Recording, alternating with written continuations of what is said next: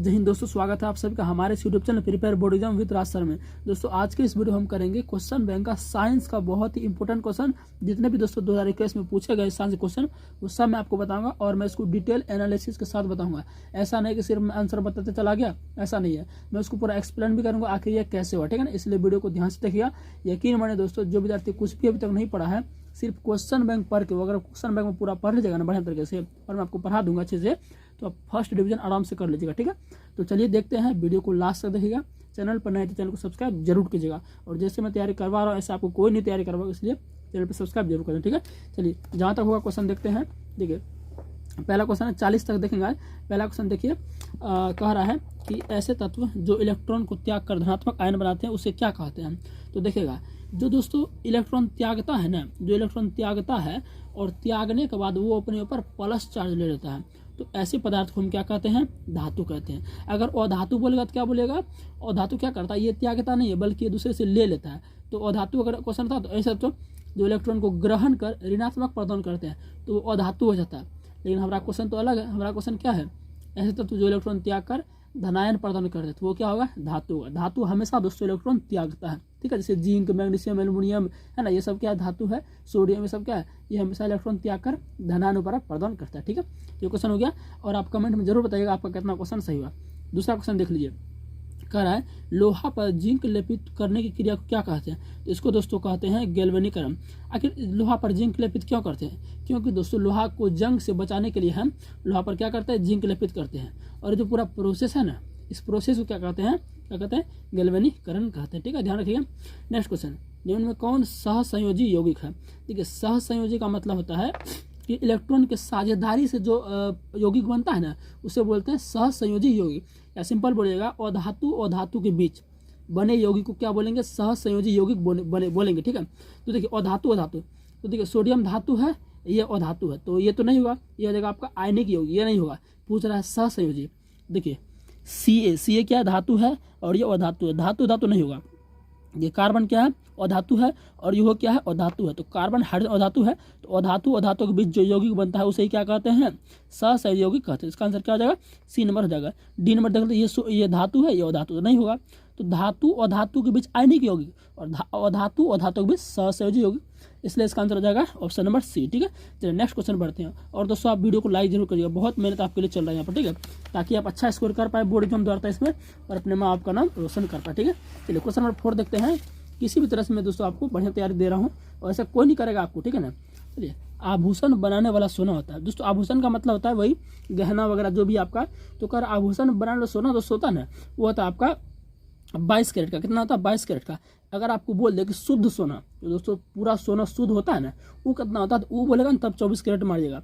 लेकिन बोल रहा आभूषण बनाने वाला सोना, जो सोनार दोस्तों सोना बनाता है वो आपका 22 कैरेट का होता है, ठीक है। अगर पूरा 24 कैरेट का बना देगा ना, तो सोना क्या होगा, धीरे धीरे मेल्ट होने लगेगा, ठीक है ना। इसलिए उसमें 2-3% क्या कार्बन मिला के उसको ठोस किया से। तो याद रखिए, सोना जो बनाता है वो 22 कैरेट का, शुद्ध बोलेगा 24, ठीक है। चलिए कह रहा है निम्न में कौन सा उत्कृष्ट तत्व है।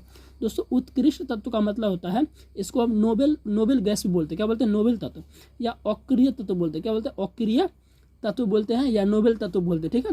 देखिए इसको ऐसा इसलिए बोलते हैं क्योंकि ये किसी भी अभिक्रिया में भाग नहीं लेता है, और ऐसा इसलिए नहीं लेता क्योंकि इसका बाहरी कक्षा दोस्तों वो पूर्ण रहता है, पूर्ण तरह से भरा रहता है। तो देखिए कौन सा है, आयोडीन नहीं है, ये भी नहीं है, ये आपका सी नंबर हो जाएगा। ये सब नहीं है। तो उत्कृष्ट तत्व जो होता है वो क्या आपका आर्गन है। आर्गन का परमाणु संख्या क्या होता है, आर्गन को सूचित करते हैं AR से, और परमाणु संख्या कितना होता है, 18 होता है। तो आर्गन दोस्तों इसका बायतम के साथ भरा रहता है। जैसे देखिए 2,8,8 2, 8, 10 और 18 हो गया। तो देखिए बायतम के साथ 8 इलेक्ट्रॉन है, इसका मतलब क्या है, इसका कक्षा पूरा भरा हुआ है, ये किसी से अभिक्रिया नहीं करेगा। और ऐसे ही चीज़ को हम क्या बोलते हैं, उत्कृष्ट तत्व, नोबेल गैस या अक्रिय गैस बोलते हैं। आई होप कि ये समझ में आ गया होगा। नेक्स्ट क्वेश्चन देखिए, 6 नंबर है, ताम्र एवं टीन के मिश्र धातु को क्या कहते हैं। मिश्र धातु दोस्तों क्या होता है, 2 या 2 से अधिक धातु और धातु को मिला दिया जाता है ना, तो आपका मिश्र धातु बनता है। तो ताम्र मतलब तांबा, तो तांबा एवं टीन को मिला देंगे ना, तो मिश्र धातु को क्या कहेंगे, तो इसका दोस्तों आंसर हो जाएगा आपका कांसा हो जाएगा। देखिए इसको मैं ट्रिक बताता हूँ। एक ट्रिक याद रख लीजिए, पिताजी, क्या रखिए, पिताजी याद रख लीजिए, पिताजी। पी से क्या हो गया आपका, पीतल, पी से पीतल, और तो से ताश क्या होगा, तांबा, और जी से क्या होगा, जिंक हो गया, ठीक है। तो तांबा और जिंक मिलेगा तो पीतल बनेगा, लेकिन तांबा जिंक नहीं है ना, यहाँ क्या तांबा टीन है, तो इसका आंसर क्या हो जाएगा, कांसा हो जाएगा। ठीक है, कांसा इसका आंसर हो जाएगा। चलिए नेक्स्ट क्वेश्चन देखते हैं। नेक्स्ट क्वेश्चन आपका है, कह रहा प्लास्टर ऑफ पेरिस का सूत्र क्या होता है। तो ये तो सूत्र है, ये तो आप याद करना पड़ेगा, इसमें कुछ बताने वाला बात हमको है नहीं। इसका तो आंसर हो जाएगा प्लास्टर ऑफ पेरिस का CaSO4 1/2H2 है। देखिए 2 मत मारिएगा, अगर ये है आपका जिप्सम का, ये किसका है, जिप्सम का है। और जिप्सम से ही दोस्तों हम प्लास्टर ऑफ पेरिस बनाते हैं। जो आपका हड्डी टूटता है ना, जिप्सम का ही लेप लगा इसका, ठीक है ना। तो जिप्सम का CaSO4 2H2 और प्लास्टर ऑफ पेरिस का बोले तो 1/2, तो इसका आंसर ऑप्शन नंबर बी हो जाएगा। ठीक, नेक्स्ट क्वेश्चन देखिए, कह रहा है कि अम्ल और क्षार आपस में अभिक्रिया करके क्या बनाता है। दोस्तों हमने अम्ल क्षार लवण पूरा पढ़ा है, जाके देख सकते हैं आप। ठीक है, बहुत अच्छा पता चलेगा। तो इसका आंसर है दोस्तों क्या होगा, लवण। दोस्तों जब अम्ल और क्षार अभिक्रिया करते हैं, ध्यान देखिएगा, जब अम्ल और क्षार अभिक्रिया करते हैं, अम्ल प्लस क्षार अभिक्रिया करते हैं, क्या बनाता है, लवण बनाता है। और क्या बनाता है, जल बनाता है। ठीक है, तो कह रहा है अम्ल क्षार क्या बनाते हैं, लवण और जल। तो ऑप्शन में लवण है, लवण आंसर हो जाएगा। ठीक है, इसका आंसर क्या हो जाएगा, लवण आपका हो जाएगा। ठीक है, चलिए नेक्स्ट क्वेश्चन देखिए। नेक्स्ट क्वेश्चन क्या है, श्वसन के अंतिम उत्पाद हैं।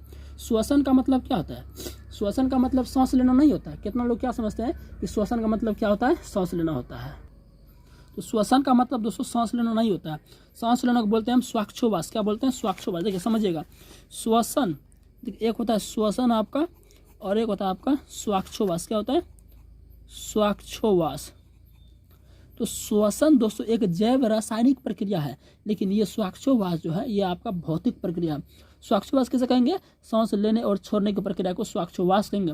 लेकिन श्वसन क्या है, श्वसन एक रासायनिक प्रक्रिया है। श्वसन से हमें क्या मिलता है, ऊर्जा मिलता है, लेकिन इससे हमें ऊर्जा नहीं मिलता। ठीक है ना, तो श्वसन हमारा दूसरा चीज़ है, समझिएगा। कह रहा है श्वसन के अंतिम उत्पाद क्या है। दोस्तों जब हम भोजन करते हैं ना, जब हम भोजन करते हैं तो वो भोजन हमको डायरेक्ट ऊर्जा नहीं देता है। भोजन सबसे पहले जाकर किस में टूटता है, मतलब कि पूरा उसका, जैसे कार्बोहाइड्रेट खाए, जैसे हम कार्बोहाइड्रेट खाएं, क्या कहें, कार्बोहाइड्रेट। अब कार्बोहाइड्रेट किस में मिल जाएगा आपको, चावल रोटी ये सब जंडा सब में मिल जाएगा आपको कार्बोहाइड्रेट। तो ये सब खाते हैं ना, अभी भी खाने के बाद आपको एनर्जी नहीं मिला है। ये खाने के बाद सबसे इसका निचला जो छोटा पार्ट होता है वो होता है ग्लूकोज।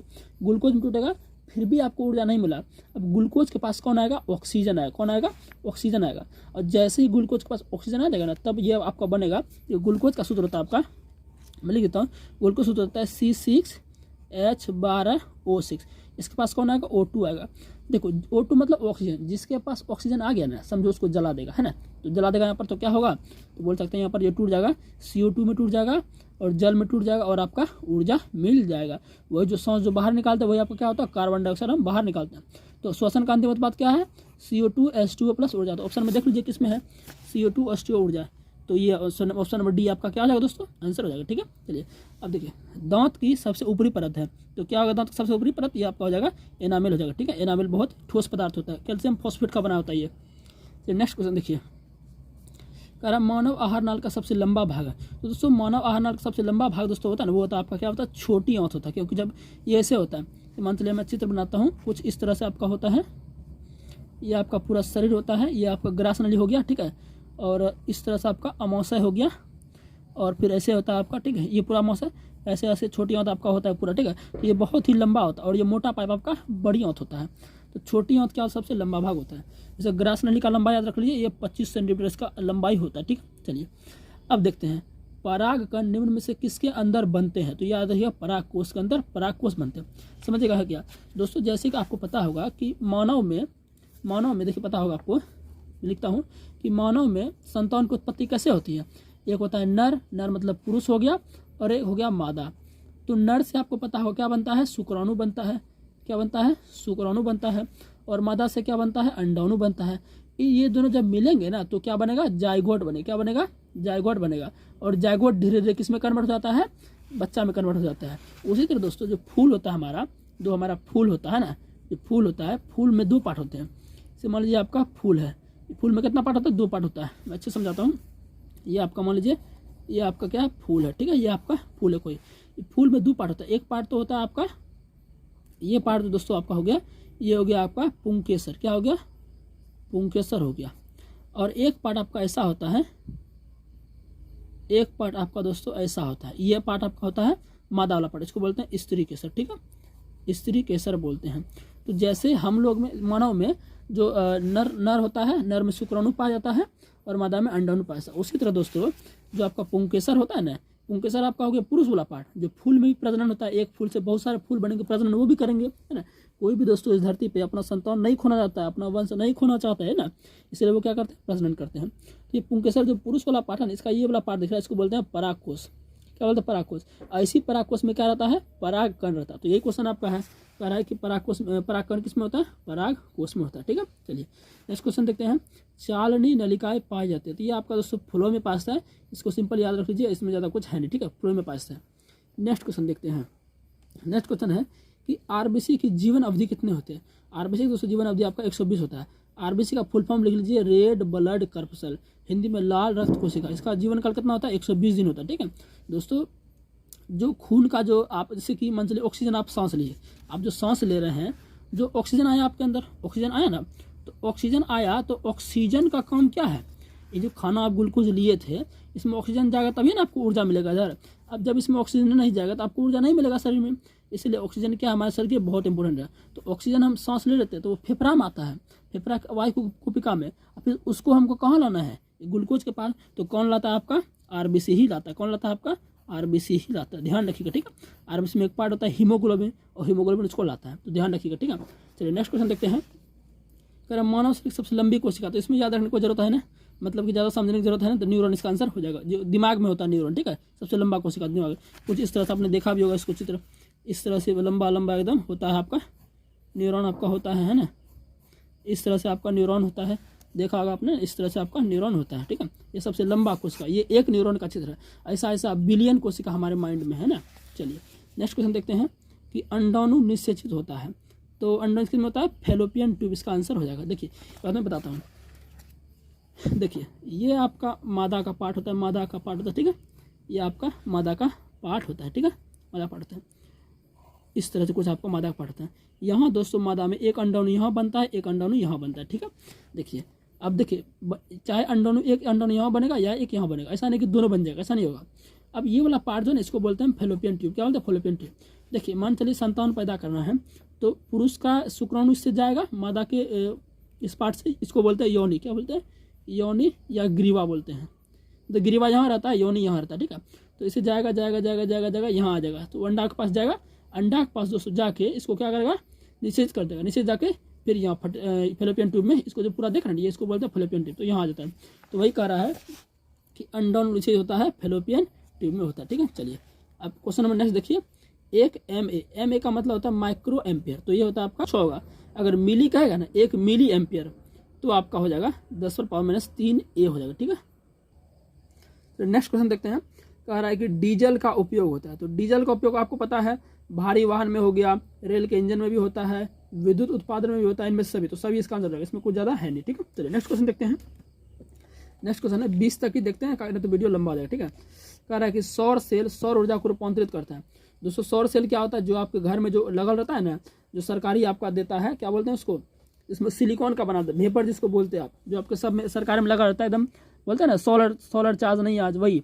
तो वो जो है ना, उसमें क्या होता है, आप सौर सेल जो है ना, सौर ऊर्जा को, उसमें धूप वाला ऊर्जा आता है, तो वो किस में कन्वर्ट हो जाता है, तो वो जाता है आपका विद्युत ऊर्जा में, तब ना आपका बॉल जल जाता है उसमें रात को, या उसमें बैटरी जो है, बैटरी चार्ज होता है, विद्युत ऊर्जा में कन्वर्ट करता है। ठीक है, चलिए अब कह रहा है कि सोना का परमाणु संख्या, तो इसको ईजी है, 29 होता है, इसका संकेत AU होता है, सोना का संकेत। ठीक है, चलिए तो 20 तक ही रहने देते हैं। ठीक है, नहीं तो वीडियो काफ़ी लंबा हो जाएगा, आगे मैं आपको बताऊंगा। और 20 तक जो मैंने करा है ना, आप इसमें अपना स्कोर बताइएगा, 20 में आपको कितना आता था, कमेंट में दोस्तों जरूर बताइएगा, मैं सबका रिप्लाई दूंगा। ठीक है, चलिए दोस्तों मिलते हैं अगले वीडियो में, इसका आगे पार्ट देखेंगे 21 से देखेंगे। ठीक है, 21 से, चलिए।